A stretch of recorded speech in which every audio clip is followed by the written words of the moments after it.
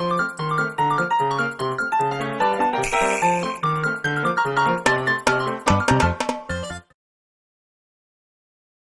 안녕하세요. 원금 회복 프로젝트 앵두TV 건행입니다. 오늘 두 번째 시간 갖도록 하겠습니다. 지난번에는 코스닥에서 나오자 이렇게 얘기를 하셨는데 네. 또 오늘은 비트코인 기대를 버려라 이렇게 너무 자극적인 제목으로 또 함께 해봅니다. 자극이 아니라 팩트죠. 팩트. 오케이. 자, 그럼 첫 번째 질문입니다. 비트코인이 더 떨어지는 이유에 대해서 그럼 궁금합니다.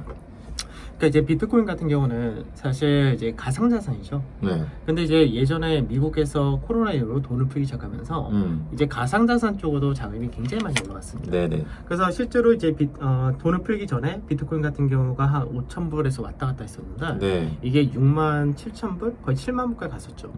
그러고 나서부터 지금은 뭐 33,000불까지 떨어졌다가 45,000불 갔다가 왔다 갔다 반복을 하고 있는데 네.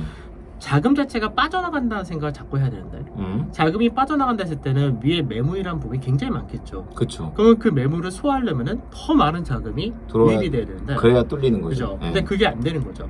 더군다나 이제 비트코인 같은 경우 우리가 이제 파동 우리가 보통 이제 엘리어트 파동을 갖고 많이 시장이라든지 뭐 종목이라든지 분석을 많이 하는데 비트코인을 보게 되면은 10년 동안의 상승 파동을 다 마무리하고 네. 이제 하락 파동에 들어가는 과정입니다.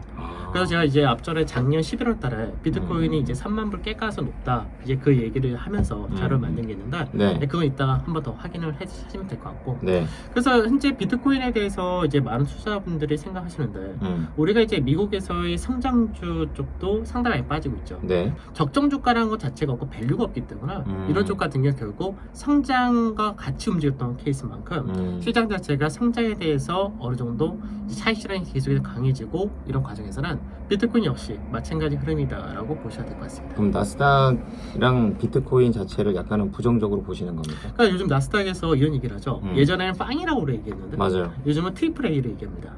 그래서 딱 아마존, 애플 그리고 이제 구글이 속해져 있는 알파벳 이렇게만 얘기를 하는데 그러니까 이들 기업 같은 경우는 이제 제가 방송에서 그런 얘기를 드리는데 독보적인 기업이다 이렇게 얘기를 하죠. 그러니까 이들 같은 경우는 퍼가 한 30% 전후를 하고 있더라도 네. 시장에서 추가적인 하락보다는 반등이 나오거나 저점을 만들어가는 과정을 보여주는데 네. 그 외적인 기업들 같은 경우는 굉장히 크게 빠지고 밸류 부담 많이 느끼죠. 그러니까 시장에서 이런 독보적인 흐름이 나타난다면 그나마 괜찮지만 그렇지 않은 쪽 같은 경우는 여전히 시장에서 약하다 이렇게 생각해야 되겠죠.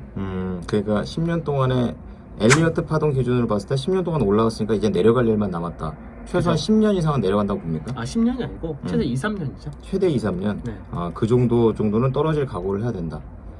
오케이. 그러면은 이거 비트코인도 있고 미국 증시에도 투자를 하시는 젊은 서학개미들이 되게 많으신데 그럼 지금 같은 현재 시점에서는 서학개미와 동학개미 여기에서 수익을 내려면 어떤 개미가 돼야 됩니까?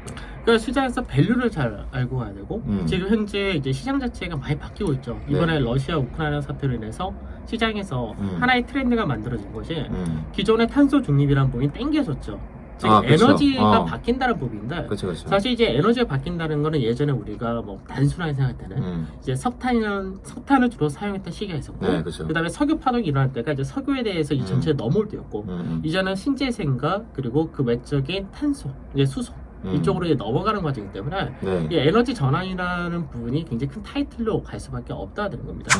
그러면 이 유가라는 것들이 많이 올라간다. 보통 우리가 가격전이가 수월한 쪽이 산업재 이렇게 네, 얘기를 하고요. 네. 그리고 여전히 필요하다는 부분이 밸류가 좀 적은 필수 소비 이런 쪽이 굉장히 필요하게 되는데 그러니까 밸류가 적다라는 것은 싸다. 그죠? 네. 그러니까 어제 뭐 간단하게 얘기하면은 어제 미증시를 보게 되면은 미증시에서 상승이 가장 강했던 것이 네. 반도체 그렇죠. 그리고 자동차 이 둘이죠. 네. 미국에서 인텔과 마이크론 테크놀로지 같은 경우는 밸류를 딸 때 퍼가 한 10% 정도 수준밖에 안 되는 거고요. 싸다는 얘기죠. 자동차도 마찬가지로 같은 밸류죠. 그러니까 시장에서 이런 밸류가 적은 쪽이 모멘텀을 이제 받는다가 됩니다.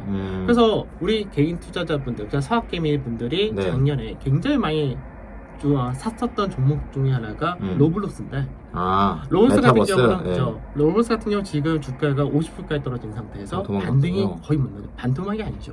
그렇죠. 그렇죠. 엄청나게 빠진 거죠. 140%대에서 이제 50%까지 떨어졌으니까. 그러니까 그만큼 시장에서는 너무나 과하게 비싼 쪽과 그리고 아직까지 확실하게 뭔가 보이지 못한 쪽에 대한 프리미엄을 주기가 부담스럽다는 거죠.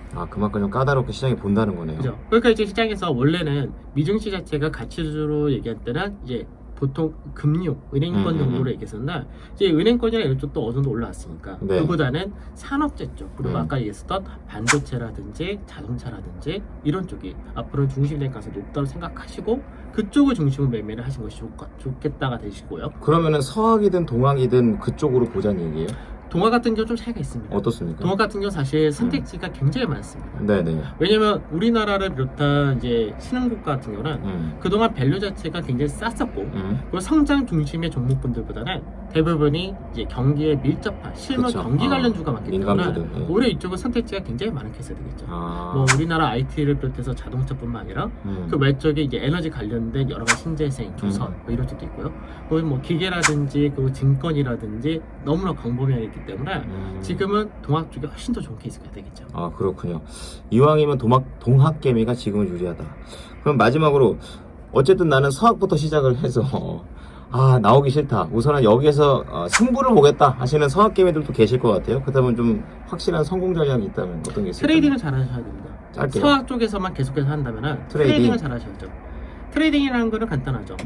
많이 빠졌으면 반등 나올 것 같다면 기초 받는 노로 들어가고 그리고 어느 정도 올라왔다 싶으면은 단기적으로 수익 실현하고 이 과정을 자꾸 반복하셔야 된다는 얘기인데 네. 근데 이거는 중요한 게 뭐냐면 내가 처음에 들어갈 때부터 어느 자리대를 목표로 잡고 어느 라인대 깨지면 무조건 손절한다 이걸 하셔야 되는데 엄격한 기준이 있어야 된다는 거죠? 기준이 있으셔야 되는데 기준을 안 잡고 매매하실 경우는 문제가 되는 것이 빠져가지고 좀만 버틸까 라고 할 경우는 이제 굉장히 장기 투자 의도치 않은 장기 투자로 갈 수 있다는 점. 그럼 기준 잡을 때 중요한 어떤 포인트가 있다면? 우선 밸류적인 부분이 제일 편한데 이제 해외 증시에서 있는 기업들 같은 경우도 밸류가 다 어느 정도 나오죠. 네네. 그래서 그 밸류를 보고 매매한 것도 좋은데 우선은 딱 기준 자체가 아까 말씀드렸던 트리플 A 이들 종목 같은 경우가 30%를 받는다면 이들 종목보다 비싸다라는 밸류를 받고 있는 종목 같은 경우 우선은 회피하셔야 되는 거고 네. 성장주로 할 경우 그리고 그 성장주 안에서 이들보다 밸류가 더 밑으로 많이 떨어져서 낙폭 가다됐다. 그럼 한 번은 반대 나올 수 있겠다. 이 정도로 접근하시는 게 좋겠죠. 아, 기준이 오히려 가장 확실한 기업들을 딱 중간에 놓고 거기보다 높거나 낮았을 때 대응을 짧게 하면 된다라는 말씀이신 거죠? 네. 네. 자, 원금 회복 프로젝트 이제는 비트코인에서 기대를 버리자 이렇게 얘기를 하셨는데요. 구체적인 내용들 알려드렸으니까 이 부분 참고하시면서 대응해 보시기 바랍니다. 고맙습니다. 감사합니다.